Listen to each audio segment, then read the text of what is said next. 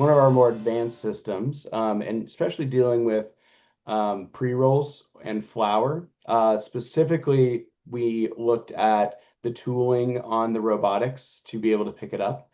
So when you're dealing with like multi-packs of pre-rolls, the paper's thin, the product inside is also ground, and it can get bent, it can get tweaked, and all of those things actually affect the experience.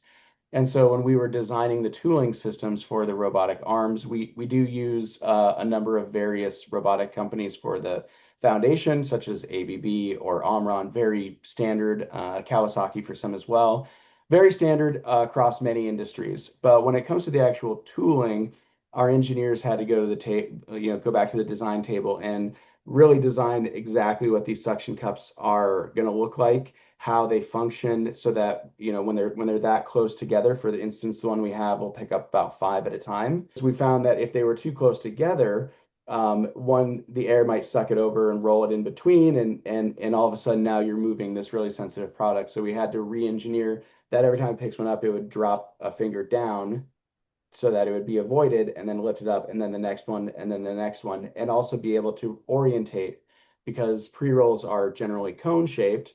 When you're dealing with multi-packs, you got to pick them up back and forth, back and forth, back and forth into a pattern. And a lot of the pattern recognition programming we came up with comes from cobot palletizers, where you would have to place boxes on a pallet in a certain pattern. So not only are we telling it which finger it needs to put down, and detect where it's oriented, but then also be able to move and have that flexibility from multiple angles, not just front, left, right, and center, which is how a lot of boxes and things come, and then be able to deposit those accurately into a very small little tray that has a lid sealer on it. So really what we had to focus on is we knew that the robots in the space, the ABB Flex Picker or the Delta Omron four-axis robot can do the moves and quickly get to where it needs to pick things up, but the tooling had not really been there yet. And so that is a critical part. It's like you have the arm, but if your fingers don't work, it's really hard to pick up, a mug of coffee, let's say. And so things like that, those real detail-centric components in the cannabis space are very, very, very important.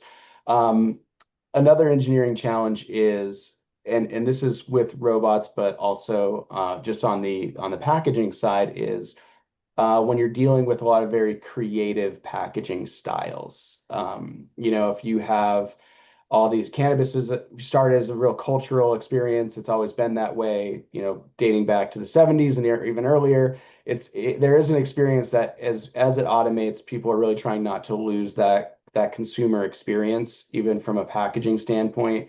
So we get a lot of very unique packaging styles and formats. And so I wish that I could say a lot of our equipment is just out of the box, like even our pre-made pouchers or flow wrappers. But because there's a lot of uniquely, the die cut formats where people want it to look, the pouch to look like a mason jar or things like that, we have come up with very exciting like tooling and servo changeovers to accommodate to quickly and accessibly change the pouch sizes depending on the runs, because they don't just want one SKU to look the same as the next SKU, right? When you go in a grocery store, a zip pouch of, X gummy versus an X pouch of Y gummy, non-cannabis, they're square, they look very friendly, inviting, normalized. In the cannabis space, you'll see one that's shaped like a mushroom, one that's shaped like a flamingo, maybe one that's shaped like a mason jar, like I said. And so when you start automating those things, you really have to put a consultative hat on with the client and figure out how do we design the machine or the packaging and meet in the middle so that they still maintain that brand integrity and experience, but also that they can create a sustainable business model without, having to hand pack everything. So that's kind of my answers there. Also, I think the last one is, because this is a very expensive product, the number of sensors and fail-safe points along the way of any process is imperative.